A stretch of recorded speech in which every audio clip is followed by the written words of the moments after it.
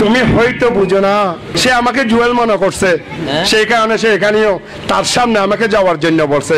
আমি তোমারে দৌড়াই, আয় তোরে দৌড়াই ভাই, আয় তোরে দৌড়াই, আয় তোরে দৌড়াই, কালে গিলো ভাই সুন্দর করি। এভাবে রাজনৈতিক প্রতিপক্ষের প্রতি রঙ্গব্যঙ্গ করতেন তিনি।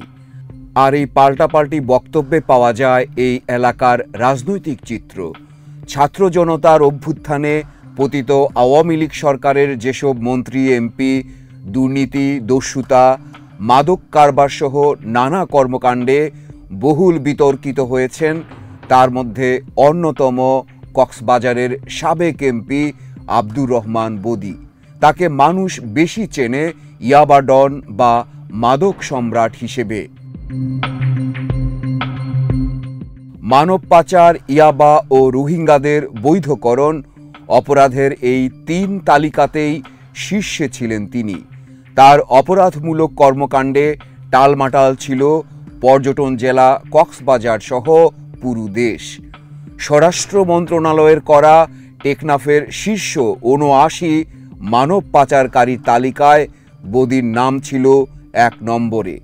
একটি গোয়েন্দা সংস্থার প্রতিবেদন অনুযায়ী কক্সবাজারে ইয়াবার 120 জন তালিকাভুক্ত পাচারকারীর মধ্যেও বদির নাম ছিল সবার আগে।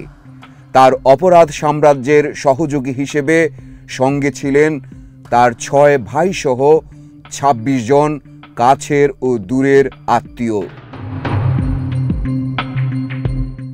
সব অপরাধের শীর্ষে নাম উঠে এলো আব্দুর রহমান বদি ছিলেন পলাতক সাবেক প্রধানমন্ত্রী শেখ হাসিনার অন্যতম প্রিয়ভাজন। বদিকে কক্সবাজার জেলা আওয়ামী লীগের ম্যাজিক ম্যান ও শক্তি বলে মনে করতেন তিনি। এমনকি কখনো সুষ্ঠু নির্বাচন হলে বদি নির্বাচিত হবে এমনটা বিশ্বাস করতেন সাবেক এই প্রধানমন্ত্রী। সে সময় আওয়ামী লীগের কিছু নেতা ও প্রশাসনের পক্ষ থেকে বদির বিরুদ্ধে অভিযোগ জানালেও বদির অপরাধ সাম্রাজ্য ছুঁতে নিষেধ করেছিলেন শেখ হাসিনা।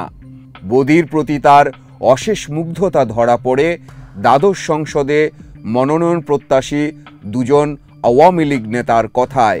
তাদেরকে তখন শেখ হাসিনা বলেছিলেন, বদিকে নিয়ে নতুন করে আমাকে কিছু বলতে হবে না, আমি সব জানি। আপনারা কেউ যদি ভবিষ্যতে মনোনয়ন পেতে চান তাহলে আব্দুর রহমান বদির মতো যোগ্য হয়ে আসুন।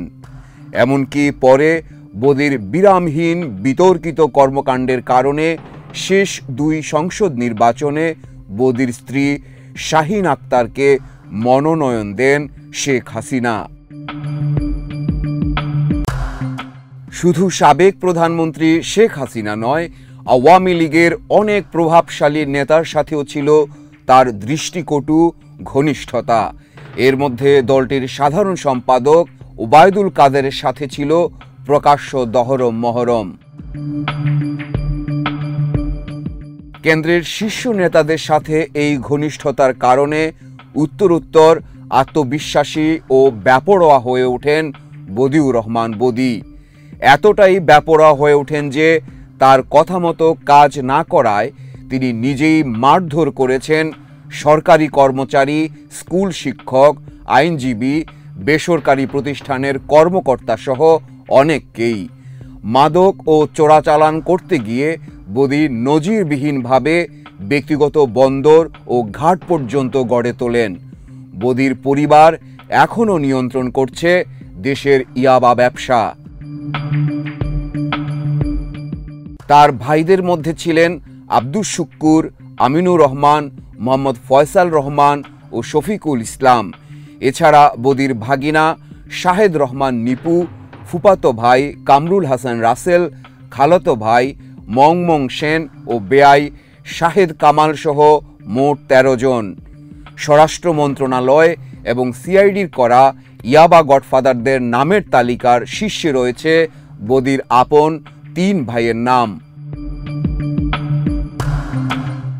গত 17 এপ্রিল বদির 2 ভাইয়ের সংশ্লিষ্টতা পায় পুলিশের অপরাধ তদন্ত বিভাগ সিআইডি। কক্সবাজারের 10 মাদক গডফাদারের মামলা তদন্ত করতে গিয়ে তাদের সংশ্লিষ্টতা মিলেছে বলে জানায় সংস্থাটি। অভিযোগ আছে বদির সম্পদের একটি বড় অংশই গড়ে উঠেছে মিয়ানমার থেকে আসা মাদক বিক্রির টাকায়। গত কয়েক বছর ধরে বহুবার এ নিয়ে সংবাদ প্রকাশিত হয়েছে গণমাধ্যমে। পুলিশ ও গোয়েন্দা সংস্থার কর্মকর্তারা গণমাধ্যমকে জানিয়েছেন, আওয়ামী লীগের একচ্ছত্র ক্ষমতা ব্যবহার করে ইয়াবার আন্তর্জাতিক চক্রের ডন বনে যাওয়া সাবেক এমপি বদি সরকার পতনের পর নিজেকে রক্ষা করতে চলে গিয়েছিলেন আত্মগোপনে। বেশ কিছুদিন আত্মগোপনে থাকার পর চট্টগ্রামের একটি বাসা থেকে তাকে আটক করে র্যাব। এরপর আদালতের মাধ্যমে বদিকে কারাগারে পাঠানো হয়। গত 15.5 বছর সীমান্তের সাম্রাজ্য এককভাবে নিয়ন্ত্রণ করা বদির আপাতত ঠিকানা কক্সবাজার কারাগার। এদিকে বদি জেলে বন্দি থাকলেও তার গড়ে তোলা ইয়াবা সিন্ডিকেটের বাকি সদস্যরা রয়ে গেছে ধরাছোঁয়ার বাইরে।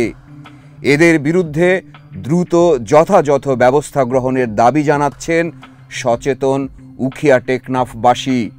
তারা বলছেন, এই ইয়াবার কারণে আমরা মান মর্যাদা হারিয়েছি কমিশনার একরাম, মেজর সিনহা সহ অসংখ্য নিরীহ প্রাণ। অনেক পরিবার হারিয়েছে তাদের সন্তানকে, তাদের নিয়ে দেখা স্বপ্নকে। নেশায় বুঁদ হয়ে কত মেধাবীর স্বপ্ন হারিয়ে গেছে তার কোনো হিসেব নেই।